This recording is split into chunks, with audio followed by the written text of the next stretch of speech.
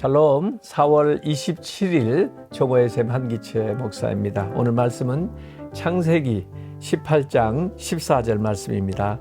여호와께 능하지 못한 일이 있겠느냐.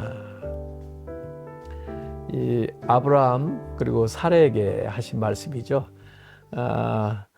아들을 낳는다고 그러니까 나이 많이 늙어가지고 어떻게 아이를 가질 수 있겠습니까? 하면서 반문할 때 이렇게 말씀하신 거죠.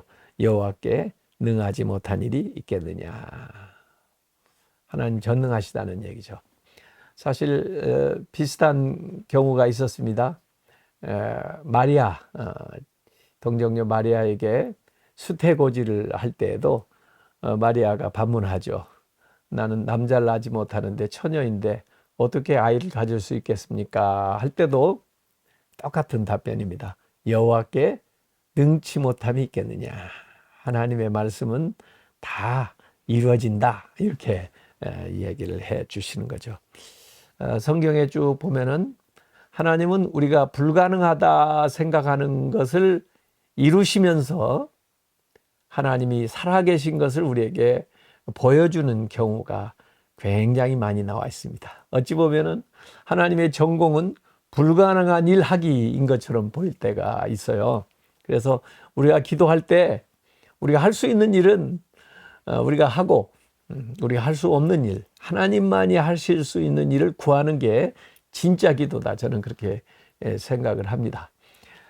우리가 할 수 있는 거, 뭐 어떤 것들은 하나님이 너 못할 것 같다 해가지고 하나님 사정 봐주면서 그렇게 기도하는 사람 있는데, 우리가 할 수 없는 일들을 주님 앞에 믿음으로 구하고 나아갈 때 역사하십니다. 요한복음 14장 14절에도 예수님께서 내 이름으로 무엇이든지 내게 구하면 내가 행하리라 그랬어요. 무엇이든지, 뭐 가능한 일만, 어떤 일만 이렇게 국한돼서 제안해 가지고 말씀하신 게 아니고 내 이름으로 무엇이든지 구하는 모든 것을 다 응답해 주시다. 이렇게 말씀을 하셨습니다. 그래서 우리가 기도할 때 너무 계산적으로 기도할 필요가 없습니다. 하나님 우리에게 무한한 투권을 주셨기 때문에요. 1910년에 그 에딘버러에서 어떤 분이 이런 엄중한 말을 했다고 합니다. 우리는 기독교의 영원한 젊음을 상실했고 장년기에 접어들었습니다. 우리는 솔직히 예외적이고 무한하며 영광스러운 것에 대해 솔직히 거의 기도하지 않습니다. 우리가 상상할 수 없는 방식의 실현의 확신을 갖고 기도하는 경우가 거의 없습니다. 그런데도 우리 스스로는 무한하신 하나님을 믿는다고 가정합니다. 무한하신 능력의 하나님을 믿는다고 하면서 너무 기독교가 신앙생활하는 사람들이 무기력하다는 거죠. 그리고 정말 구해야 될 것을 하나님께 구하지 않는다 하는 이야기입니다. 그래서 우리가 때로 부담되는 거, 또 처리할 방법이 생각나지 않는 거, 이런 것들을 염려하지 말고 하나님 앞에 기도해야 됩니다. 염려하면서 하는 기도는 효과가 없습니다.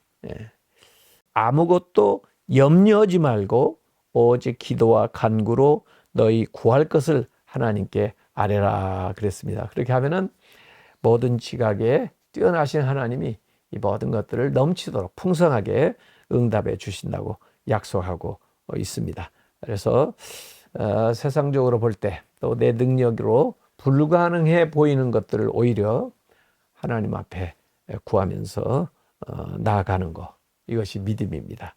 그래서 보이지 않는 것을 보는 거, 이런 믿음을 가진 사람들이 불가능한 일을 할 수가 있습니다. 하나님은 당신에게 응답해 주실 때 가능성이 없어 보이지만 구원이 가까이 있어요. 그때 그분이 나타나실 것입니다. 하나님은 당신이 기도할 때 응답하십니다. 그래요. 태산이 당신을 막을지라도 그분의 말씀대로 산을 통과하면 당신의 길이 있어요. 지금도 바다를 가르시는 하나님은 기꺼이 당신을 위해 일하십니다. 하나님은 산을 무너뜨리시기 전에 당신의 부르짖음에 응답하신다고 약속하십니다. 아버지 하나님, 홍해 앞에서도 모세는 담대하게 기도하고 또 하나님의 능력으로 홍해가 갈라지는 경험을 했습니다. 광야에서도 기도함으로 만나가 내리고 메추라기가 내리는 이적들 경험을 했습니다. 아버지 하나님, 우리의 삶에서 정말 하나님 앞에 우리가 할 수 있는 것도 구해야 되지만 불가능해 보이는 일, 꼭 필요한 일들 믿음으로 담대하게 구하면서 나아가게 해주시고 성경에 약속한 대로 전능하신 하나님의 능력이 우리의 삶에 구체적으로 역사하여 주시옵소서. 예수님의 이름으로 기도하옵나이다. 아멘.